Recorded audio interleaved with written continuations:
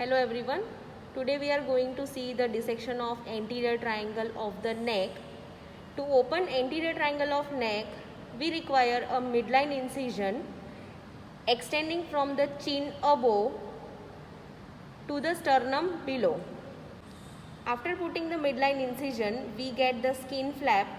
So this skin flap needs to be reflected infralaterally like this.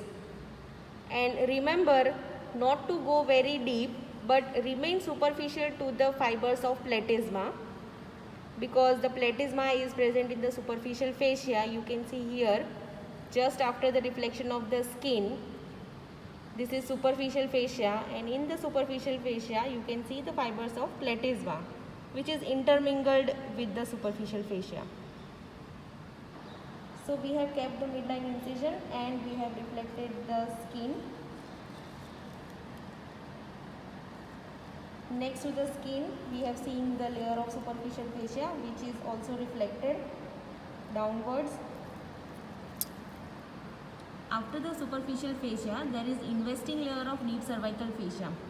In this layer, the one which is holded here, that is superficial fascia as well as the investing layer of deep cervical fascia. But in the upper part, medially, you can see some part of the deep fascia which is being reflected.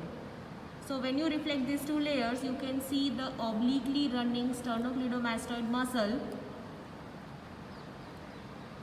extending from the mastoid process to the sternum and clavicle. So the triangle in front of sternocleidomastoid, this becomes our anterior triangle. Now in the posterior part of the sternocleidomastoid, you can identify the apex of the parotid gland. This is the apex of parotid gland.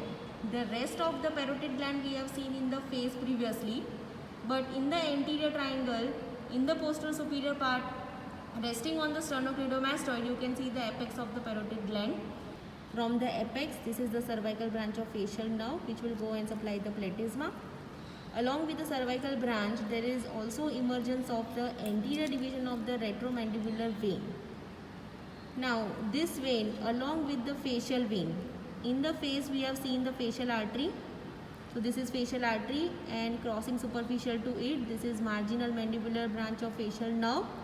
Deep to the facial artery, this is facial vein, and this is anterior division of retromandibular vein, right, which both are uniting and forming the common facial vein.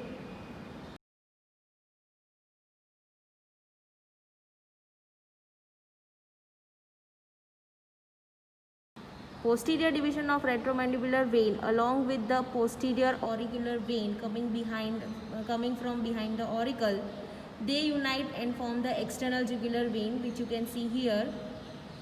It runs obliquely downwards, resting on the sternocleidomastoid, anterior surface of sternocleidomastoid. So here you can see that this is the external jugular vein, and it goes downward and pierces the investing layer of deep cervical fascia. So you can see superficial to the superficial fascia. The anterior triangles, they occupy the side of the neck on each side, and it is lying in front of the sternocleidomastoid, right? This is the sternocleidomastoid muscle. So in front of this muscle, this becomes the anterior triangle of the neck.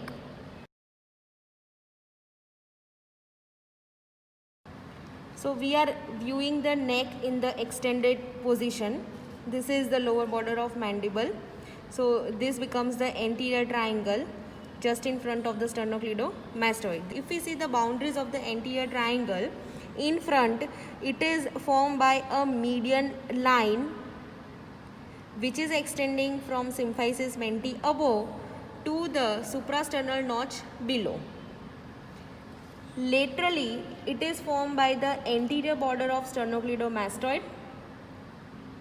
Base is directed upwards, and the base is formed by the lower border of the body of mandible. And to complete this line, we will draw one imaginary line extending from the angle of the mandible to the mastoid process behind the auricle.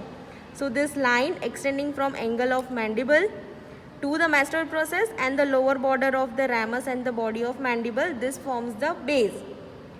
So the triangle is basically inverted. So the apex is directed downwards and the apex is formed by suprasternal notch of the sternum. Roof of the anterior triangle from outside to inside, it is formed first by the skin, then superficial fascia, along with that investing layer of deep cervical fascia, platysma in the upper and the anterior part, and beneath this platysma we have seen the cervical branch of facial nerve emerging from the apex of the parotid gland previously, and some cutaneous branches of the transverse cervical nerve.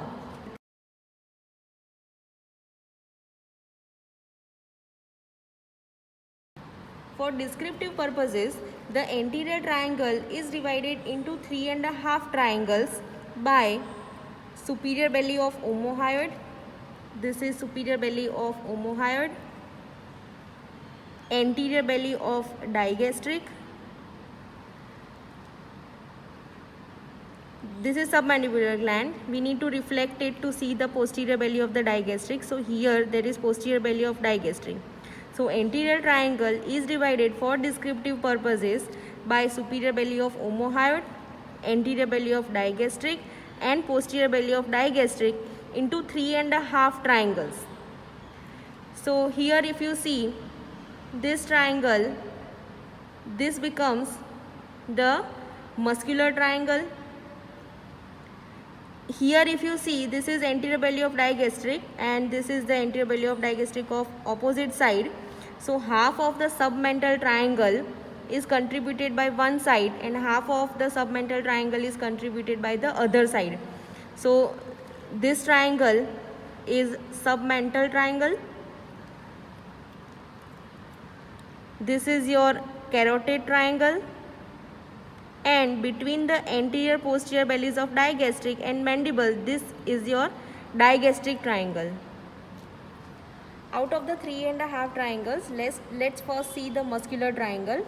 So this is superior belly of omohyoid, this is sternocleidomastoid and this is the median line. So muscular triangle has the following boundaries. Medially it is formed by the anterior median line extending from the hyoid bone. Here there is hyoid bone. So anterior median line extending from the hyoid bone above to the suprasternal notch below. Superior belly of the omohyoid above and below by anterior border of the sternocleidomastoid. So this becomes your muscular triangle. The floor of the muscular triangle is formed by pretracheal fascia. This is pretracheal fascia which we are reflecting down. Then you can see two muscles on both the sides.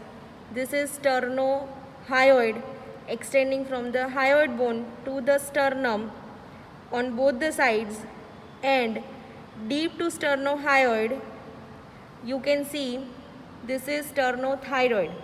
So this is sternothyroid which is in a deeper plane.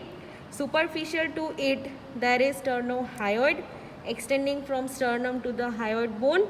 Superficial to it there is pretracheal layer of deep cervical fascia. So all these muscles are covered by pretracheal layer of deep cervical fascia. Sternohyoid and sternothyroid, they are part of infrahyoid group of muscles along with the omohyoid and thyrohyoid which is in a deeper plane. So sternohyoid, sternothyroid, omohyoid and thyrohyoid, they form the infrahyoid group of muscles. The muscular triangle, if you see the contents, there are no significant contents. Beneath its floor, these muscles, lies the thyroid gland, larynx, trachea and esophagus that we will see in the deeper structures of the neck. So we have seen one of the triangles in the anterior triangle, that is the muscular triangle. Now let's see the submental triangle. Submental triangle is completed or it is contributed half from both the sides. So this becomes your submental triangle. The apex is formed by the symphysis menti. Base is formed by the body of the hyoid bone, and on both the sides it is formed by the anterior belly of the digastric. So this is anterior belly of digastric. So this becomes the boundaries of the submental triangle. In the floor, you can see a muscle running it between the two anterior bellies of digastric. This is mylohyoid muscle. And in the contents of the submental triangle, in the superficial fascia, you can see the submental lymph node. Here there is a presence of one lymph node. This is your submental lymph node. There are 3 to 4 submental lymph nodes which are present in the submental triangle, and they drain the central part of the lower lip, adjoining gum areas, tip of the tongue and floor of the mouth. Commencement of the anterior jugular vein is also in the submental triangle. So starting of the anterior jugular vein is from the submental triangle.